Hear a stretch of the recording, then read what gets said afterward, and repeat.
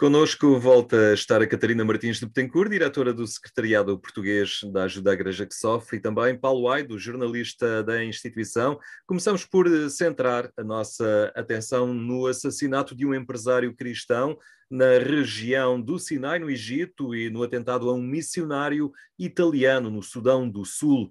Em comum a estes dois casos, o facto de acontecerem em África, um continente ferido cada vez mais pela violência terrorista e pelo radicalismo.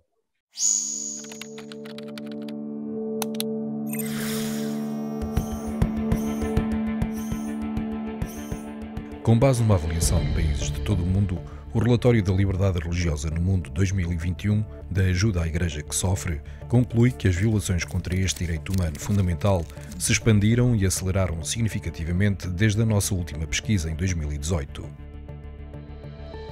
Cerca de 4 mil milhões de pessoas vivem nos 26 países classificados como sofrendo os ataques mais intensos à liberdade religiosa.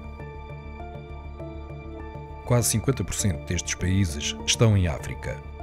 Nos últimos 2 anos, grupos jihadistas transnacionais que perseguem sistematicamente todos aqueles que não aceitam a ideologia islâmica extrema consolidaram a sua presença na África subsaariana.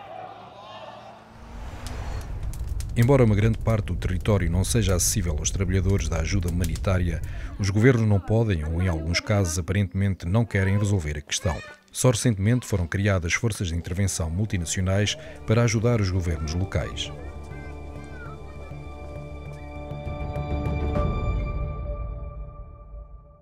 A África é cada vez mais um continente palco de ataques de violência, de grupos extremistas que procuram condicionar a vida das comunidades religiosas em muitos países.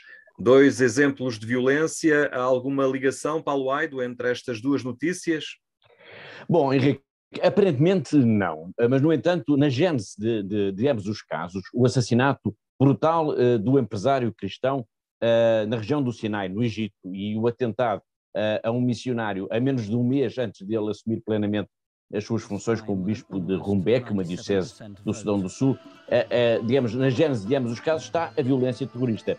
O caso do Egito, então, é brutal e eu gostaria de o contar em alguns segundos. Um homem, um cristão, um empresário de 62 anos, foi assassinado a tiro por jihadistas que gravaram tudo num vídeo para propaganda, com ele ajoelhado, mãos algemadas sobre as pernas. E nesse vídeo, o Daesh, os jihadistas do autoproclamado Estado Islâmico, foram eles os responsáveis pela morte deste homem. Já agora, para a história, deixo aqui o nome dele, Nabil Abshi. No vídeo ele dizia: os jihadistas acusam-no de ter financiado a construção de uma igreja na sua cidade, na região do Sinai, e de estar ligado ao exército. Isto é uma acusação que é comum dos grupos radicais contra os cristãos, que dizem que os cristãos são uma comunidade protegida pelo atual governo egípcio. Bom, Nabil tinha sido raptado em novembro do ano passado e não havia notícias dele, até que foi divulgado agora este vídeo nas redes sociais. Imagine-se o choque da sua família, da mulher e dos filhos.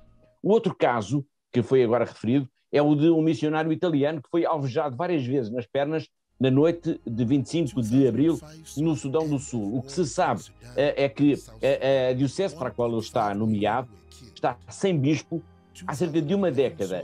E o Sudão do Sul é, de facto, um país em conflito desde que foi proclamada a sua independência em 2011. Aliás, é o mais jovem país do mundo. Questões étnicas e tribais ajudam a perceber muito bem este ambiente de quase guerra civil que tem conduzido, de facto, a sua população à pobreza. O que é há de comum entre estes dois casos? Bom, há a desestabilização, a violência armada, a falta de controle das autoridades e 2 países, neste caso o Egito e o Sudão do Sul, que estão na mira que nós vimos naquele filme há pouco. Um amplo movimento terrorista, um amplo movimento jihadista que tem a ambição de criar um grande califado transnacional em África. E no meio disto tudo estão os cristãos, que são uma comunidade religiosa que é o alvo, claro, destes grupos armados, destes grupos terroristas.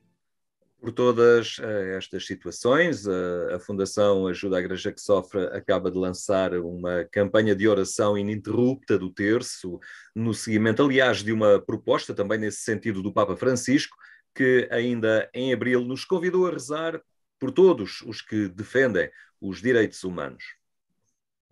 Para defender os direitos humanos fundamentais, hace falta coraje e determinação.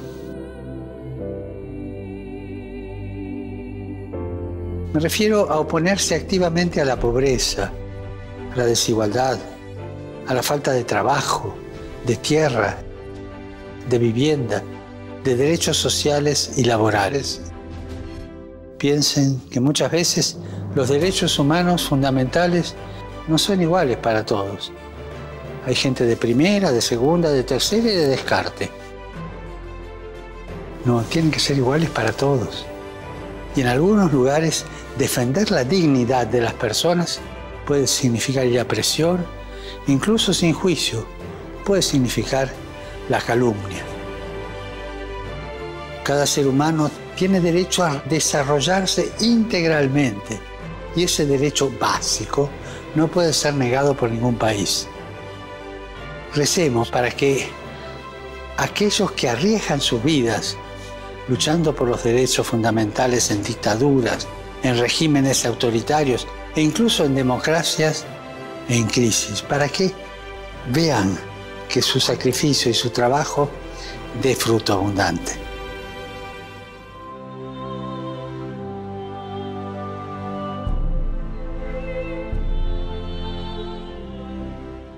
Em Portugal, e seguramente inspirada neste desejo do Santo Padre, a Fundação Ajuda à Igreja que Sofre propõe que se reze também o terço todos os dias e a todas as horas durante este mês de maio, em defesa de um dos principais direitos humanos, o da liberdade religiosa. A ideia, Catarina, é fazer uma verdadeira maratona de oração. Sim, uma maratona, queremos dessa forma, pelo menos. Portanto, o objetivo, de facto, é promover a oração em defesa da liberdade religiosa, mas também pelos cristãos perseguidos, pela paz no mundo e pelo fim da pandemia. Portanto, são vários os objetivos desta corrente de oração. Portanto, esta iniciativa da Fundação AIS vem no seguimento do lançamento do nosso relatório sobre a liberdade religiosa no mundo, que é um documento que nos deve fazer parar durante um bocado para, de facto, olharmos, pensarmos nestes milhões de pessoas que todos os dias são perseguidas, que são privadas da sua liberdade, que são ameaçadas, que arriscam, por exemplo, a sua vida se quiserem rezar ou ir à missa, por exemplo. Portanto, devemos parar e pensar nestes milhões de pessoas que todos os dias têm a sua vida em perigo por causa da sua religião. O Paulo falou-nos há pouco de 2 casos brutais de violência sobre os cristãos.